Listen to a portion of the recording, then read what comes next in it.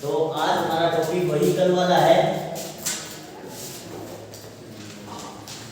सिंधु सभ्यता। कल क्या क्या पढ़ा था हमने सिंधु सभ्यता के बारे में? कौन बताएगा? सिंधु सभ्यता के बारे में हमने क्या क्या पढ़ा? रवि, सिंधु सभ्यता के बारे में हमने कल क्या क्या पढ़ा? सर्वप्रथम सिंधु सभ्यता के स्थल की जानकारी किसने प्राप्त की थी? कब की थी? 1826 में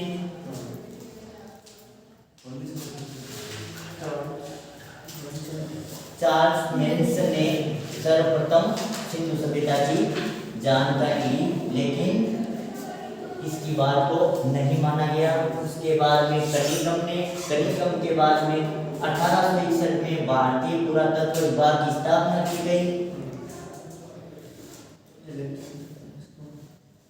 भारतीय पुरातत्व विभाग की स्थापना की गई और इसके प्रथम निदेशक थे बंकिमचंद्र।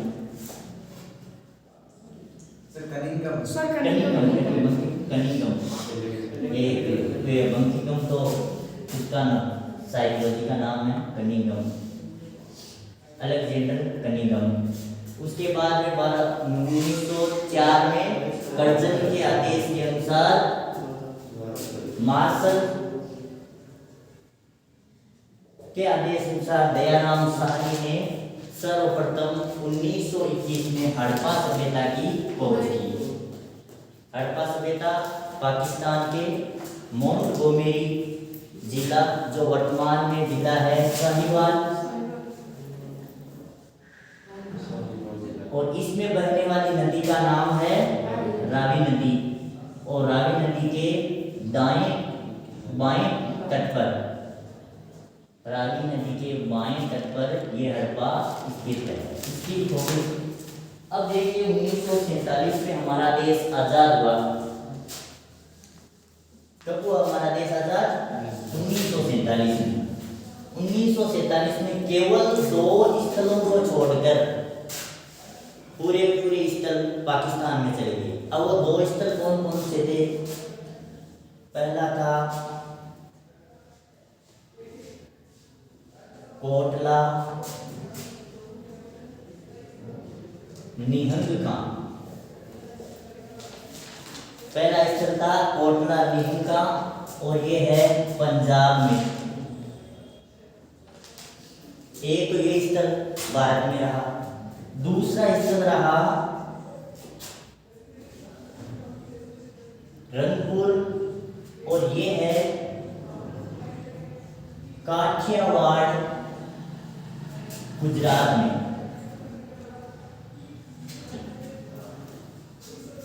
कोटला निहंगा और रंगपुर काठियावाड़ गुजरात, कोटला है पंजाब में।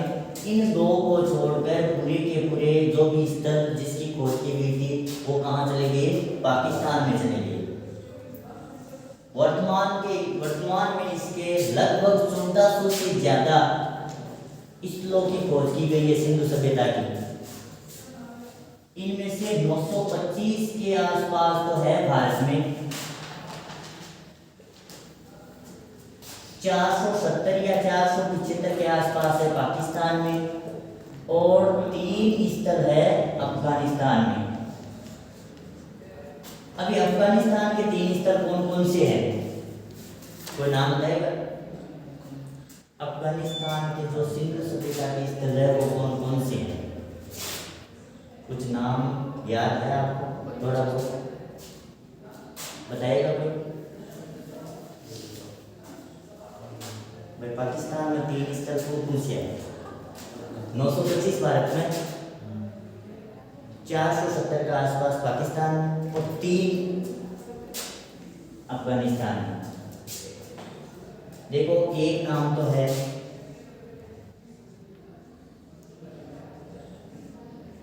दलेरी, दूसरा नाम है मुंडीगाक, और तीसरा नाम है सोर्टू गोई। तुर्कमेनिस्तान अफगानिस्तान में, 470 पाकिस्तान में, जिसमें हड़प्पा, मोहनजोदड़ो, चंगुंडलो ये, और भारत में है एक तो है कालीगंगा,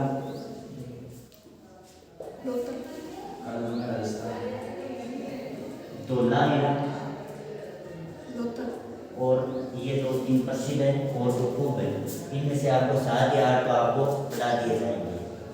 अब देखो आगे, देखिए ये नाम है सिंधु सभ्यता। अब ये नाम किसने दिया था? हमने काफी पढ़ लिया कि सिंधु सभ्यता के 3-4 नाम हैं, लेकिन ये सिंधु सभ्यता नाम किसने दिया? और एक नाम आता है हड़प्पा सभ्यता। हड़प्पा सभ्यता,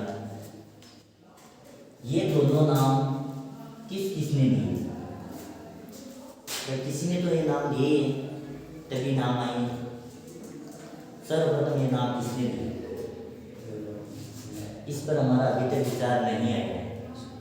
कोई बताएगा किसने दिए ये नाम? देखो, सिंधु सभ्यता सर्वप्रथम नाम 1924 में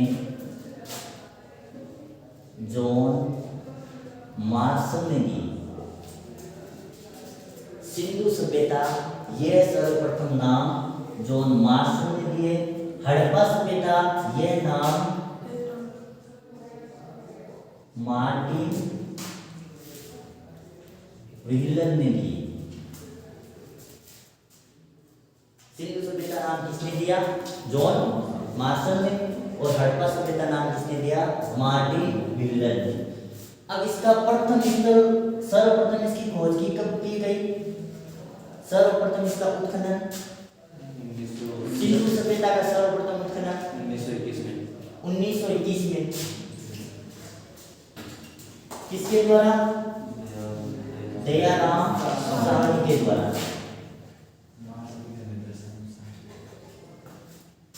लेकिन 1924 में इस सभ्यता की घोषणा किसके द्वारा की गई? जॉन मार्शल के द्वारा विश्व के सामने ये लाया गया कि भारत में एक सभ्यता है जिसका नाम है सिंधु सभ्यता, और जिसकी खोज सर्वप्रथम हड़प्पा स्थल की किसने की थी? दयाराम साहनी ने। दयाराम साहनी के बाद 1926 में हड़प्पा का उत्खनन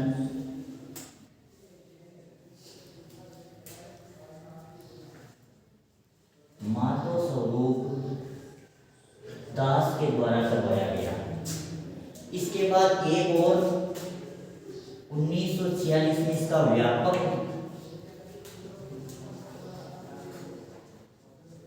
उत्खनन मार्टिन व्हीलन के द्वारा करवाया गया। अभी केवल सामान्य जानकारी है, अभी वो जानकारी नहीं है कि इस स्थल की क्या विशेषता थी, इसमें क्या हुआ था, ये नहीं हुआ। अभी तो केवल और केवल सामान्य जानकारी। कल कितना लिखवा दिया था आपको? कल आपको इतना लिखवा दिया था जो। अब देखिए, इस सिंधु सभ्यता का विस्तार पढ़ते हैं।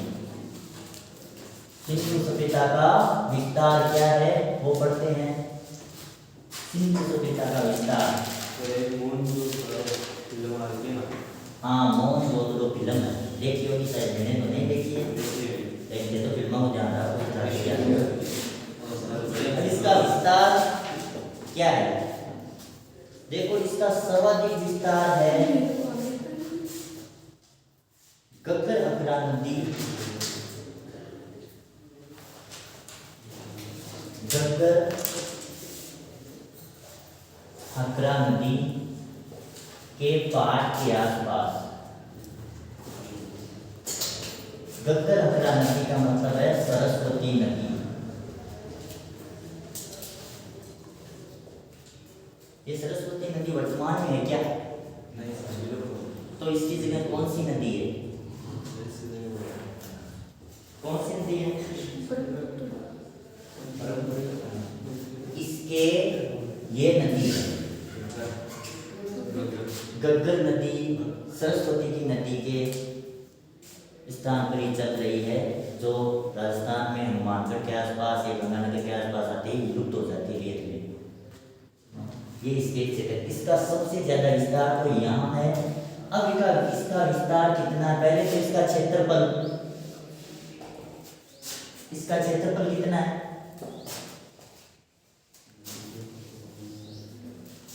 सिंधु सभ्यता का क्षेत्रफल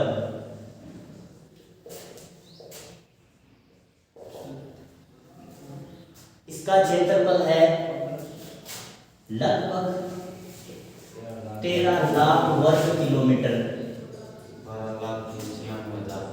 12,99,906 के आसपास है। तो लगभग 13 लाख वर्ग किलोमीटर इसका क्षेत्रफल है। इसका सबसे उत्तरी बिंदु है मांडा चिनाब नदी के जम्मू कश्मीर।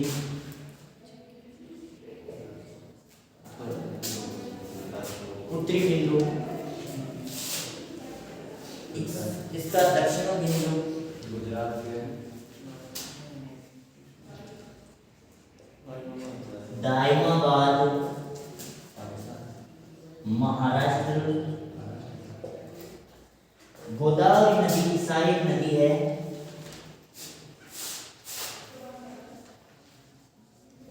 गोदावरी नदी की सहायक नदी और नाम उसका परवरा नदी।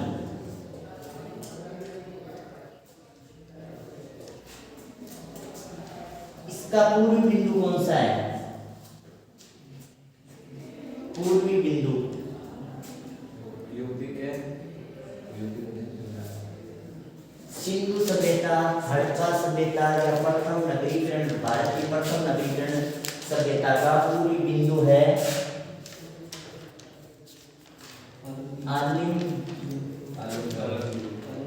आलमगीरपुर, और ये है यूपी में, और ये है हिंडन नदी के किनारे। आलमगीरपुर यूपी हिंडन नदी के किनारे। इसका पश्चिमी बिंदु कौन सा है?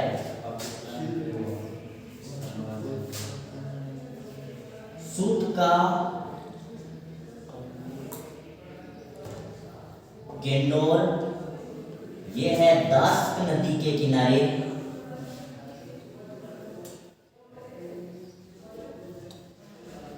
और ये है बलूचिस्तान,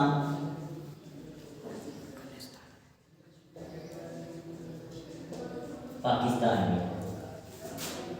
अब देखो इसके एक तो ये और ये तीन स्थान हमारे देश में। लेकिन एक सवाल पूछा जाता है कि इसका सबसे उत्तरी बिंदु कौन सा है? ये तो है सिंधु सभ्यता का उत्तरी बिंदु। सबसे उत्तरी बिंदु सुदूर उत्तर में कौन सा बिंदु है? अपने एक जगह 3 नाम पढ़े थे कि उस देश में केवल वो 3 ही नाम है। अफगानिस्तान का है ना मोदी का, वो सबसे सुदूर उत्तर में है। तो सबसे सुदूर उत्तर में है मुंडी घाट, और ये मांडा है, और ये है अफगानिस्तान में। आया समझ? क्या समझ में आया? सिंधु सभ्यता का नाम, सिंधु सभ्यता को सिंधु सभ्यता नाम किसने दिया? जॉन मार्शल ने। सिंधु सभ्यता को हड़प्पा सभ्यता किसने कहा? मार्टिन विल्डर ने। हड़प्पा सभ्यता इसे क्यों कहा जाता है?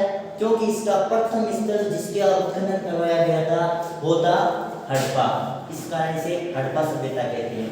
इसका सबसे उत्तरी बिंदु कौन सा है? मांडा। सबसे दक्षिणी बिंदु? सबसे पूर्वी बिंदु? और सबसे सूत का गेंडोर बलूचिस्तान, पाकिस्तान।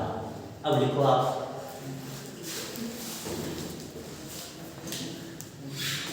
देखो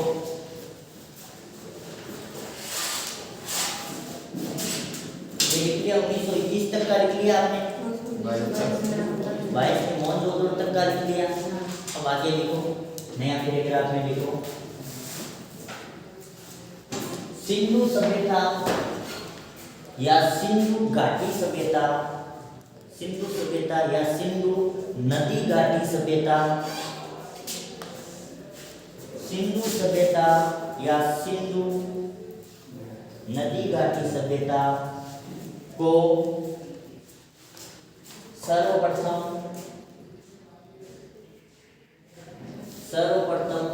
सिंधु सभ्यता, सिंधु सभ्यता नाम जॉन मार्शल के द्वारा दिया गया, जॉन मार्शल के द्वारा दिया गया।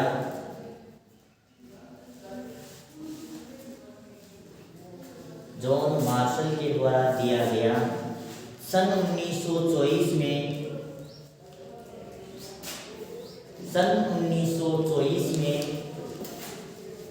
जॉन मार्शल द्वारा ही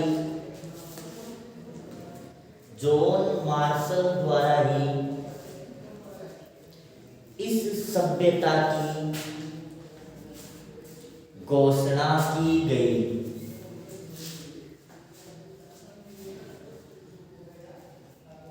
और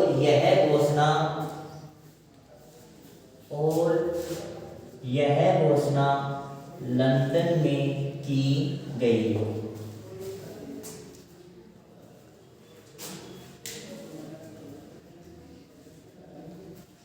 लंदन में की गई। नया पैराग्राफ लिखना, इस सभ्यता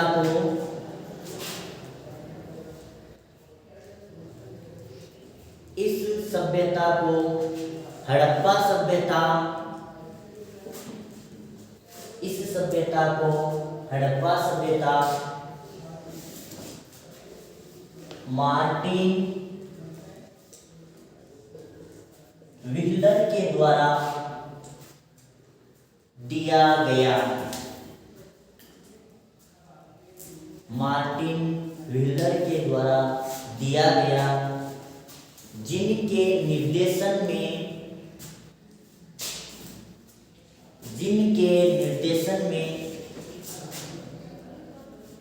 हड़प्पा स्थल का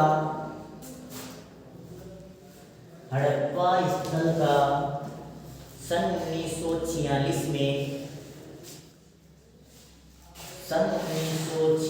में व्यापक उत्खनन करवाया गया था। व्यापक उत्खनन करवाया गया था।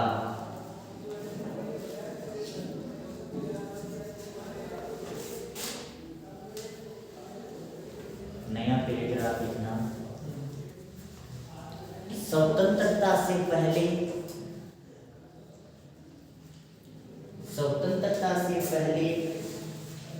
पाश्चात्य इतिहासकारों ने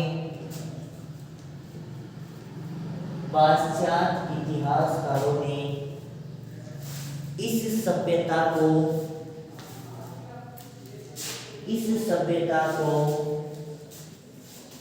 सुमेरियन या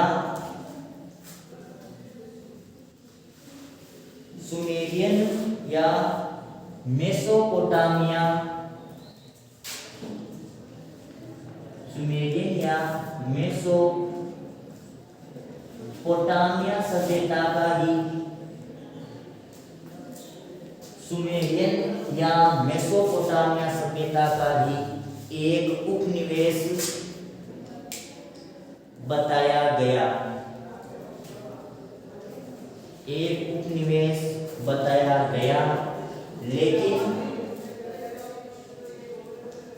लेकिन जब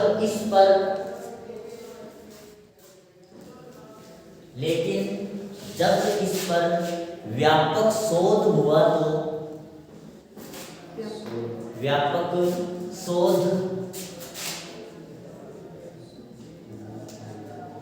व्यापक शोध हुआ तो यह माना गया कि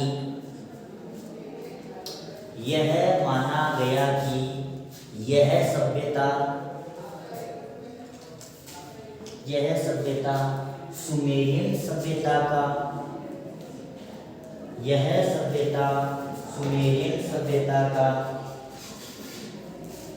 उपनिवेश ना होकर एक स्वतंत्र सभ्यता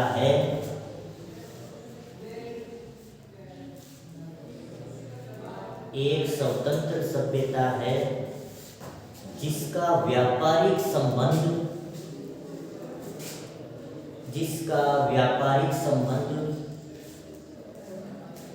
सुमेरियन या मेसोपोटामिया सभ्यता से जरूर था। जिसका व्यापारिक संबंध सुमेरियन सभ्यता या मेसोपोटामिया सभ्यता से जरूर था। अब लिखना है आपको, एक तरफ तो लिखना है सुमेरियन सभ्यता।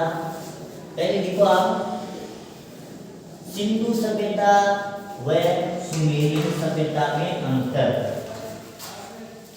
सिंधु सभ्यता व सुमेरियन सभ्यता में अंतर। अब आप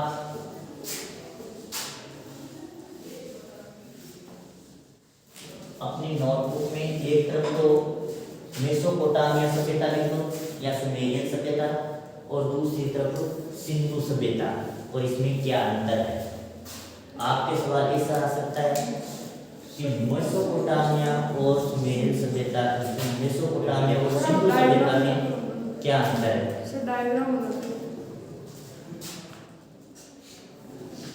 मेसोपोटामिया सभ्यता, इसे सुमेरियन सभ्यता कहते हैं, और दूसरा सिंधु सभ्यता।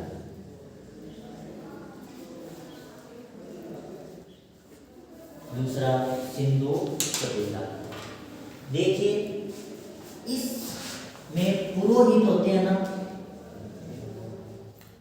पुरोहित वर्ग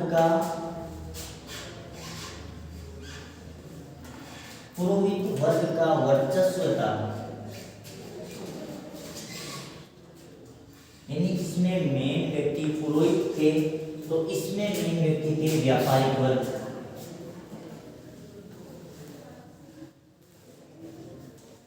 व्यापारिक वर्ग का वर्चस्व।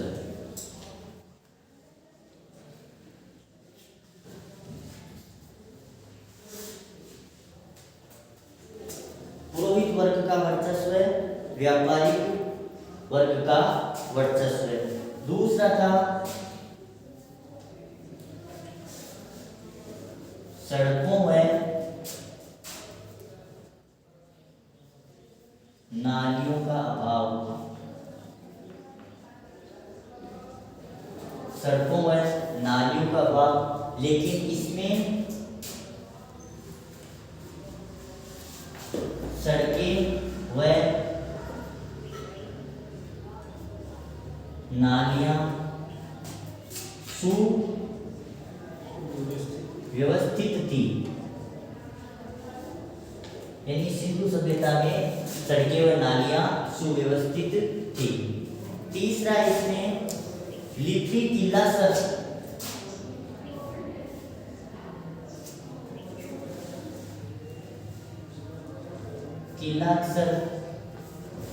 तो इसकी लिपि थी और इसमें लगभग 900 अक्षर थे।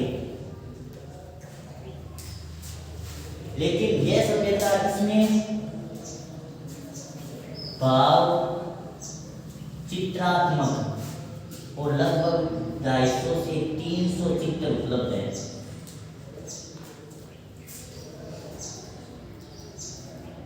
अब मुझे ये बताओ, ये क्या है और ये क्या है। चित्र बनाया। हाँ, इसमें कील से लिखे हुए थे और इसमें चित्र थे, तो उनके भावों को समझना था। अब देखो अर्थव्यवस्था।